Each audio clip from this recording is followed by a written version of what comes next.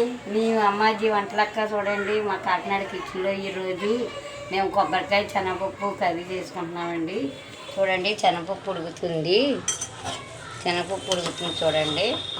ఇప్పుడు ఈ శనగపప్పులో ఉల్లిపాయ పచ్చిమిరకాయ వేస్తున్నామండి. ఇది బాగా ఉడికిన తర్వాత కొబ్బరికూర వేయాలండి. వేసిన తర్వాత చెప్తానండి. ఓ పక్కన రైస్ ఉడుకుతుందండి. ఓ పక్కన రైస్ ఉడుకుతుందండి. ఓ పక్కన శనగపప్పు ఉడుకుతుందండి. శనగపప్పు ఉడికిన తర్వాత కొబ్బరికూర వేసుకోవాలి. ఉల్లిపాయ పచ్చిమిరకాయ వేసాం కదండి. కారం అండి, తగినంత కారం వేసుకుంటున్నామండి. అలాగే తగినంత పసుపు యాడ్ చేసుకోవాలండి. కొద్ది పసుపు వేసామండి. ఇది బాగా ఉడకాలండి. ఉడికాక కొబ్బరికూర ఉప్పు వేసుకోవాలండి.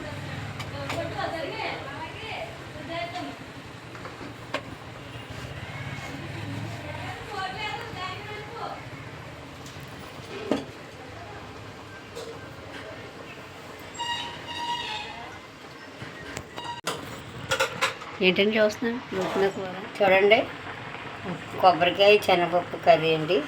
ఇప్పుడు ఇవ్వండి, పప్పు బాగా ఉడికింది కదండి. పప్పులో ఉల్లిపాయలు పచ్చిమిరకాయలు కారం ఉప్పు అన్నీ వేసుకున్నామండి. చూడండి, ఇది వేసేస్తున్నాను. ఇప్పుడు కొబ్బరికూర వేసుకుంటున్నామండి.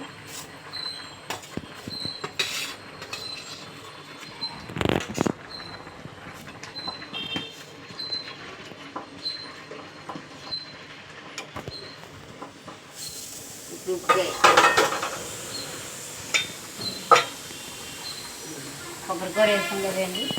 ఇప్పుడు తగినంత ఉప్పు అండి. చూడండి, ఉప్పు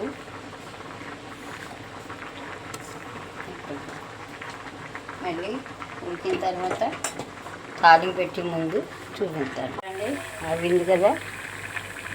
ఇప్పుడు ఇందులో కొంచెం గరం మసాలా వేసుకుంటే అండి చాలా టేస్ట్గా ఉంటుందండి. కొబ్బరికాయ శనగపప్పు కూర బాగుంటుందండి. శనగపప్పు కొబ్బరికాయ కర్రీ అండి. కొంచెం గరం మసాలా కూడా వేసుకున్నామండి. చాలా బాగుంటుందండి. శనగపప్పు కర్రీకి ఉడికిపోయిందండి. తాలింపు వేస్తున్నాను. ఇప్పుడు పొయ్యి మీద పాన్ పెట్టి నూనె వేసాం కదండి. నూనె కాగిందండి.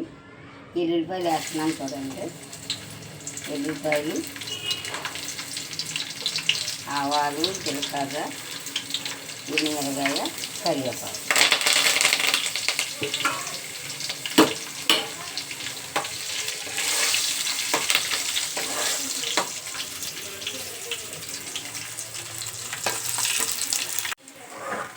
చూడండి, పోపు అయింది కదండి. ఈ పప్పు తాలింపు